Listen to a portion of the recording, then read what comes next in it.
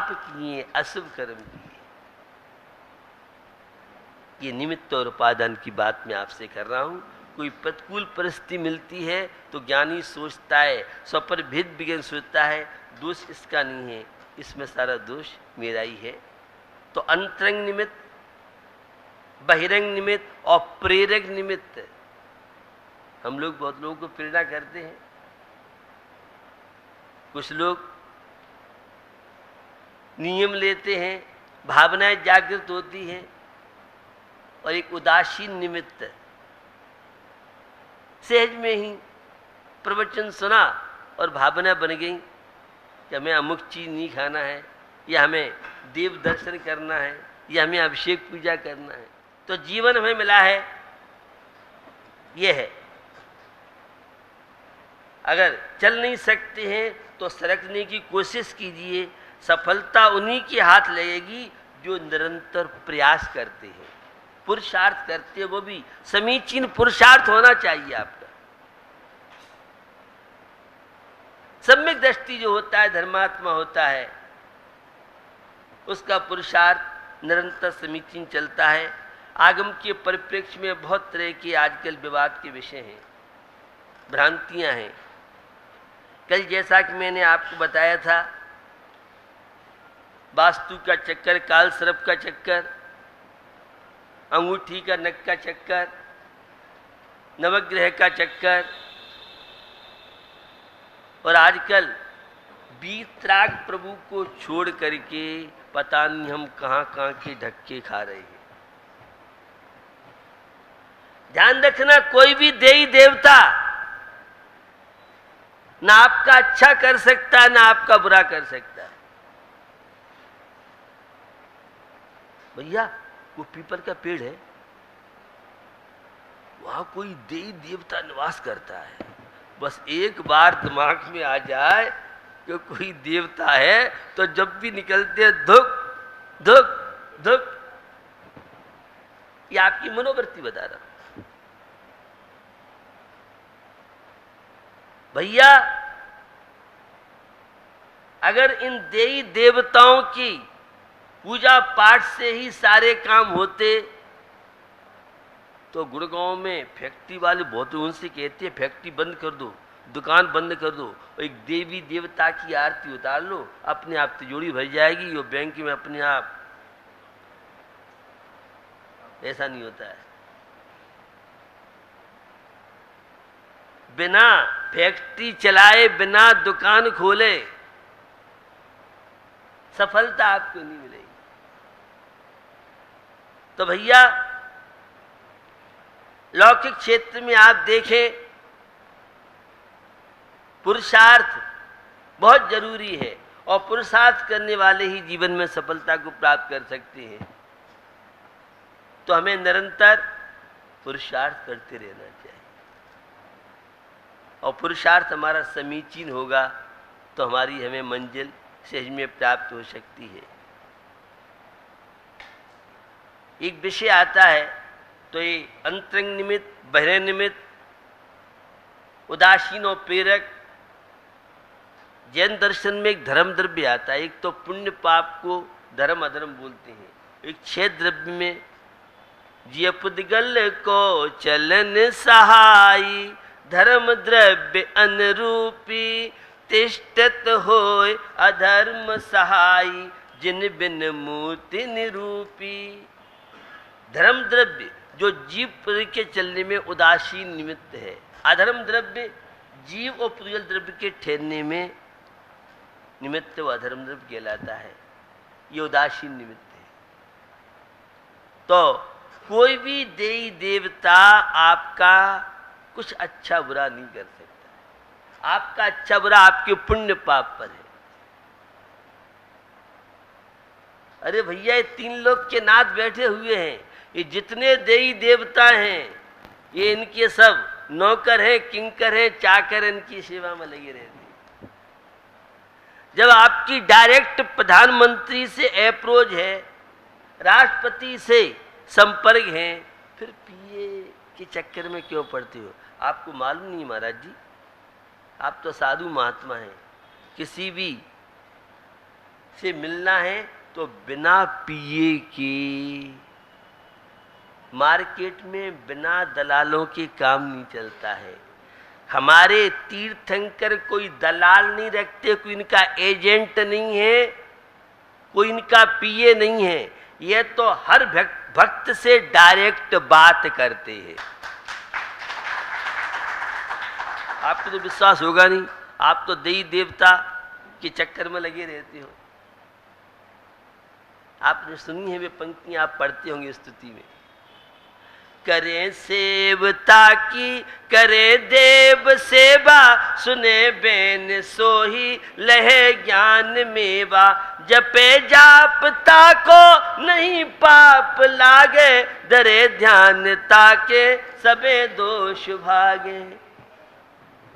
हम जिन प्रभु की भक्ति करते हैं, बीतराग भक्ति हैं, ये भगवान किसी को देते लेते तो नहीं है, लेकिन भक्तों की झोली हमने भरी हुई देखी है। बीतराग प्रभु भक्ति करते हैं तो हमारे अशुभ कर्म के बादल छटते हैं और पुण्य प्रकृतियां, प्रशस्त प्रकृतियों की अनुभाग शक्ति बढ़ने से हमारे जीवन में आने वाली विघ्न बाधाएं, समस्याएं दूर होती चली जाती हैं और जीवन में सफलता हमें मिलती है। किसी भी प्रयास से किसी का अच्छा बुरा नहीं होने वाला है, ये तंत्र मंत्रों से कुछ नहीं होने वाला है। बीतराग प्रभु की भक्ति कीजिए, गारंटी के साथ कहता हूं, आपके जीवन में आने वाली विपत्तियां, संघर्ष, ये सब चीजें सहज में टल सकती हैं। इसलिए इन चक्करों में न पड़े।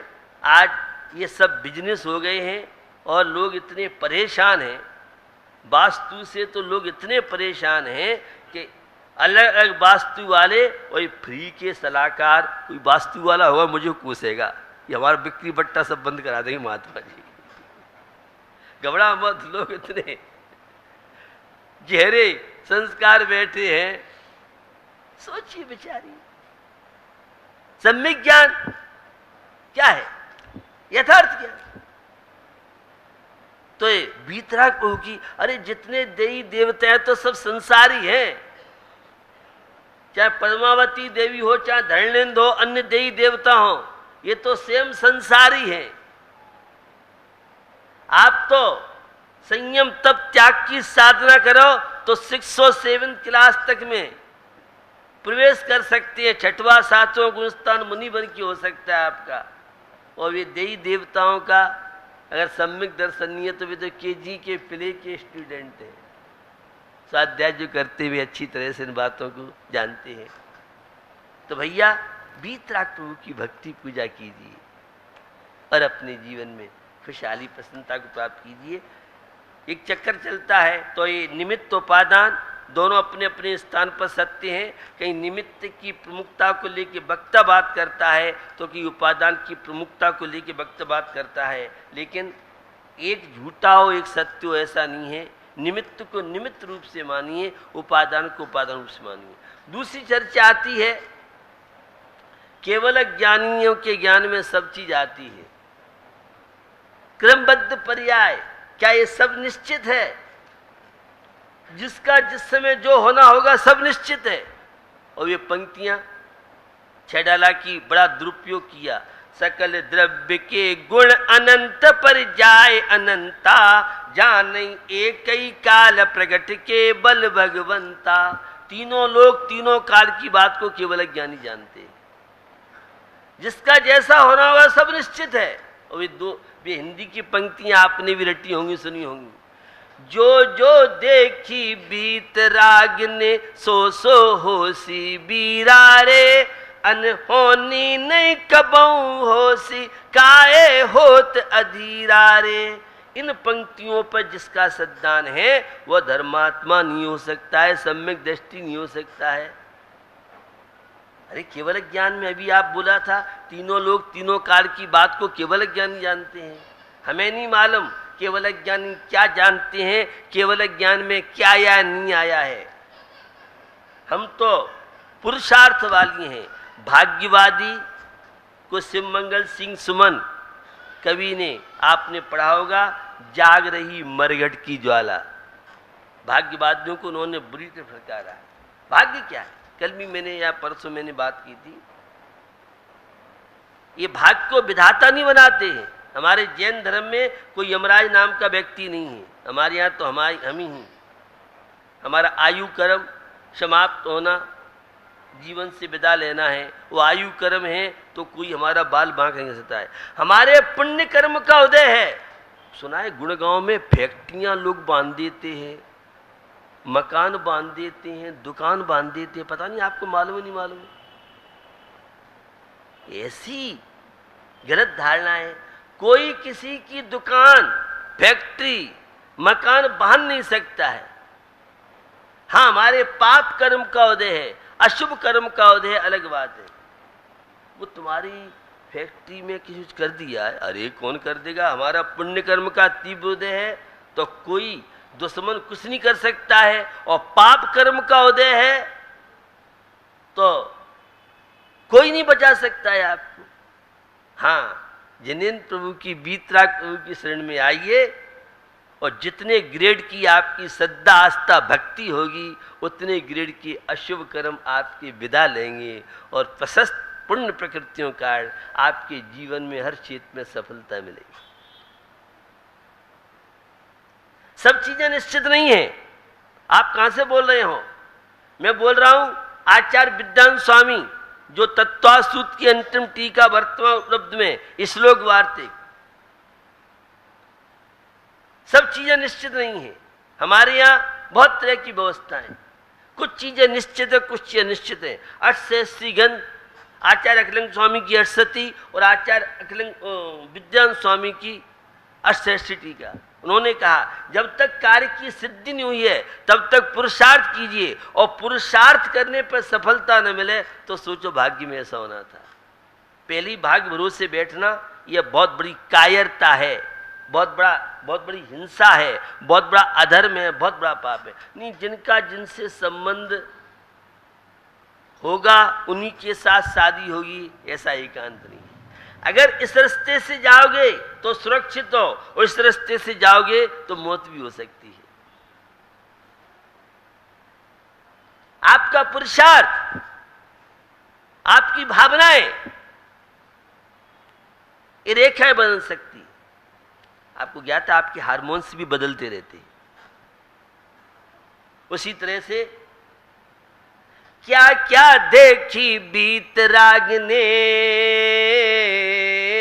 क्या क्या देखी बीत राग ने, क्या क्या होशी बीरा रे। बीत राग की वाणी सुन के दूर करो भव पीड़ा रे, दूर करो भव पीड़ा रे। देव शास्त्र गुरु की शरण में आइए, और सारे अशुभ कर्म विपत्तियों को संपत्ति बनाइए। 30% दीजिए, वो सारे 2 नंबर को 1 नंबर में कराइए। सुना होगा आपने, ये जनाई थी। हमारे यहाँ व्यवस्था है, वीतराग प्रभु की भक्ति कीजिए, और अपने जीवन में जिस क्षेत्र में जो सफलता प्राप्त करना चाहे कर सकते हैं। बंधुओं, गौमठ सार कर्मकांड गाथा नंबर आप देखें, नहीं बताऊंगा आपको, 363 मत हैं। जिस जीव का जिस निमित्त से जहां जैसा होना होगा वैसा ही होगा, ऐसा जो मानते हैं उन्हें नियतवाद नाम का दर्शन है, उन्हें एकांतवादी मिथ्या दृष्टि का है। हमारे भाग्य में ही ऐसा है, चलनी में दूध छानो कर्मन न दोष दो। पुरानी कहावत आपने सुनी, मुहावरा भी है। अरे हम जो चाहेंगे, जैसा चाहेंगे वैसा भाग्य का निर्माण। मस्तिष्क में कुछ रेखाएं आपकी जो भाग्य की सूचक हैं, हाथों में रेखाएं ये सूचक हैं, लेकिन ये रेखाएं भी आपकी बदल सकती हैं। ये धर्म कोई फोकट की चीज नहीं है। ये धार्मिक क्रियाएं विवेक के साथ होनी चाहिए। आप आहार मुनिराज को देना चाहते हैं तो कपड़ों की पूरी शुद्धि हो। जिन कपड़ों से आहार देना चाहते हैं तो पहले उन कपड़ों को धो के सुखाते हैं, और जब दूसरे दिन पहनते हैं, पूरा स्नान किया गीला टॉवेल पहन करके, तब उन शुद्ध वस्त्रों को छूते हैं। उन वस्त्रों को छूने के बाद अगर कोई हाथ में धागा है तो उसे गीला करते हैं, जनेऊ है, अन्य कोई महिलाओं के सिर पर है या अलग करती है, उसे गीला कर लेते हैं।